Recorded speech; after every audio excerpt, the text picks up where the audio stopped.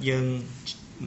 xin châu bò miền muối bẹ pon nó nông rì tani nông pênh bạt dương đằng hai đời xa là ní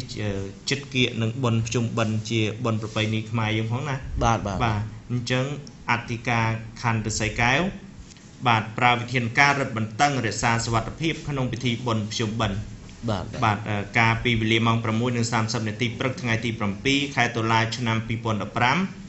បាទលោកទៀងច័ន្ទសាអធិការខណ្ឌសីកែវបានប្រមូលកម្លាំងគ្រប់ផ្នែកគ្រប់ជំនាញទាំងអស់ដើម្បីផ្សព្វផ្សាយនិងអនុវត្តលើវិធានការរឹតបន្តឹងនិងរក្សាសុវត្ថិភាពជូនប្រជាពលរដ្ឋក្នុងវិធីបុណ្យភ្ជុំបិណ្ឌខាងមុខនេះបាទលោកទៀងច័ន្ទសាអធិការខណ្ឌសីកែវបានមានប្រសាសន៍ប្រាប់នាយកព័ត៌មានថាបន្ទាប់ពីបានទទួលនៅគោលការណ៍ក៏ដូចជាគោលនយោបាយដឹកនាំដ៏ខ្ពង់ខ្ពស់របស់ថ្នាក់ដឹកនាំលោកបានប្រជុំគណៈអធិការព្រមទាំងសហការធ្វើរួមគ្នាជាមួយគណៈបញ្ជាការឯកភាពខណ្ឌសីកែវព្រមទាំងមានការចូលរួមពីបងប្អូនប្រជាពលរដ្ឋនិងប្រជាការពារសង្កាត់ដើម្បីទប់ស្កាត់រាល់បទល្មើសនានាព្រមទាំងរក្សាសុវត្ថិភាពជូនប្រជាពលរដ្ឋនារដូវបុណ្យភ្ជុំបិណ្ឌដែលនឹងមកដល់ក្នុងពេលឆាប់ៗនេះលោកទៀងច័ន្ទសាអធិការខណ្ឌសីកែវបានមានប្រសាសន៍បន្តថាលោកក៏បានដាក់គោលការណ៍លើការធ្វើចរាចរណ៍ផងដែរគឺលោកបានឲ្យកម្លាំងធ្វើការសម្របសម្រួលចរាចរណ៍គ្រប់ទីកន្លែងដែលមានភាពកកស្ទះក្នុងនោះផងដែរលោកបានរឹតបន្តឹងសុវត្ថិភាពទៅតាមទីផ្សារក៏ដូចជាតាមទូលក់មាសគ្រប់ផ្សារនិងទីប្រជុំជននិងដាក់កម្លាំងចុះល្បាតតាមមូលដ្ឋានដើម្បីការពារឲ្យមានសុវត្ថិភាពជូនបងប្អូនប្រជាពលរដ្ឋនៅក្នុងពេលបុណ្យភ្ជុំបិណ្ឌនេះជាចុងក្រោយលោកអធិការក៏បានសំណូមពរដល់ប្រជាពលរដ្ឋទាំងអស់ដែលជាអ្នកបើកបរយានយន្តសូមមេត្តាគោរពច្បាប់ចរាចរណ៍និងចេះអធ្យាស្រ័យគ្នាទៅវិញទៅមកដែលដើម្បីជៀសវាងនៅអំពើហិង្សាណាមួយកើតឡើងនាំឲ្យបងប្អូនខាតពេលវេលានៅរដូវបុណ្យភ្ជុំបាទយើងឃើញហើយថានេះគឺជាសកម្មភាពដ៏ល្អរបស់លោកអធិការខណ្ឌសីកែវបាទគាត់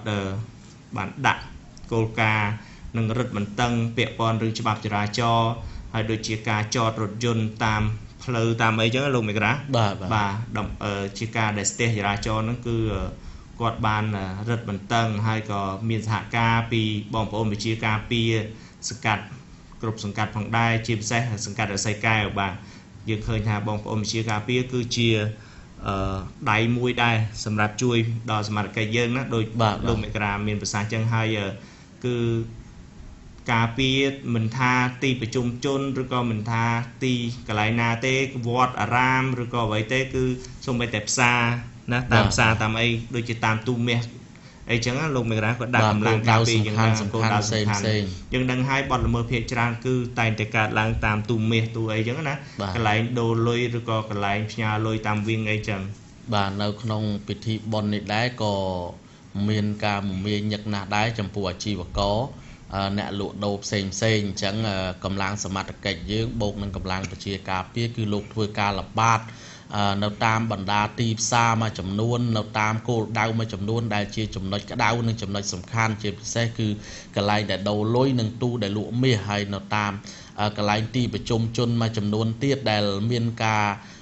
មមាញឹកច្រើនឬក៏ការកកស្ទះច្រើនលោកក៏ចេញមកជួយចរាចរណ៍ជួយអីផងដែរបាទគឺពេលនេះគឺធ្វើទាំងអស់កម្លាំងចិត្តកម្លាំងកាយចង់និយាយធ្វើឲ្យអស់ពីកម្លាំងចិត្តកម្លាំងកាយណាហើយយើងឃើញថាបើសិនពាក់ព័ន្ធរឿងការបើកបរចរាចរណ៍វិញលោកមេក្រាពេលខ្លះបងប្អូនយើងដែលជាអ្នកបើកបរគាត់អត់ចេះយោគយល់ទេគាត់ទៅជាត្រួតគ្នាពីរបីជួរអញ្ចឹងទៅណាបាទធ្វើឲ្យចរាចរណ៍នឹងមានការកកស្ទះយ៉ាងខ្លាំងហើយអញ្ចឹងយើងធ្វើឲ្យអាបញ្ហាទាំងអស់ហ្នឹងគឺធ្វើឲ្យយើងពិបាកវិញទេបាទពិបាកវិញទេសូម្បីតែបងសមត្ថកិច្ចហ្នឹងគាត់ក៏មានការពិបាកណាស់ហើយតែគាត់អត់ត្អូញណាបាទគាត់ធ្វើដោយអស់ពីកម្លាំងចិត្តពេលខ្លះគាត់អត់យោគយល់ទេមូលហេតុពេលខ្លះគាត់អត់ស្ដាប់សមត្ថកិច្ចទៀតបាទពេលខ្លះសមត្ថកិច្ចគាត់ធ្វើចរាចរណ៍អញ្ចឹងហើយថាកុំឲ្យគាត់មកគាត់នៅតែមកទៀតអញ្ចឹងផលវិបាករបស់សមត្ថកិច្ចច្រើនមែនទែនហើយក៏សូមអរគុណបងដល់សមត្ថកិច្ចទាំងអស់ផងដែរដែលបានយកចិត្តទុកដាក់ហើយនឹងបម្រើប្រជាពលរដ្ឋដោយមិនគិតភ្លៀងខ្យល់ផ្គរអញ្ចឹងណាលោកមេក្រា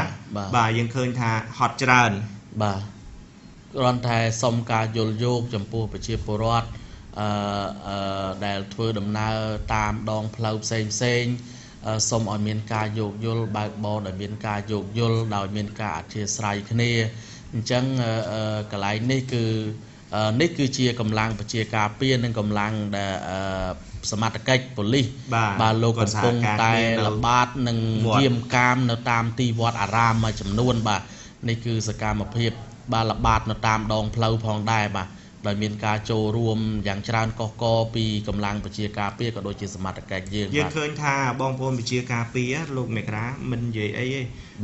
គឺគាត់ធ្វើការសស្រាក់ស្រាំមែនអ្វីត្បិតតែគាត់គ្មានប្រាក់បៀវត្តមែនគឺគាត់មានប្រាក់ឧបត្ថម្ភបន្តិចតួចមែនប៉ុន្តែគាត់ធ្វើការដោយអស់ពីចិត្តដូចជាប្រជាការពារនៅសង្កាត់រស័យកែវដូចជាប្រជាការពារនៅតាមបណ្ដាខេត្តឬក៏ស្រុកដូចស្រុកលោកមេក្រាអញ្ចឹងណាបាទគឺថាគាត់ធ្វើការយ៉ាងអស់ពីចិត្តហ្មងដូចស្មើនឹងសមត្ថកិច្ចដែរណាបាទហើយសមត្ថកិច្ចយើងក៏ចេញល្បាតគ្រប់កន្លែងព្រោះអីបាត់ល្មើសនៅទីក្រុងភ្នំពេញឥឡូវហាក់បីជាកើនឡើងតិចហើយពាក់ព័ន្ធនឹងការចតរថយន្តនេះផងដែរបាទសនំពោទាំងអស់គ្នា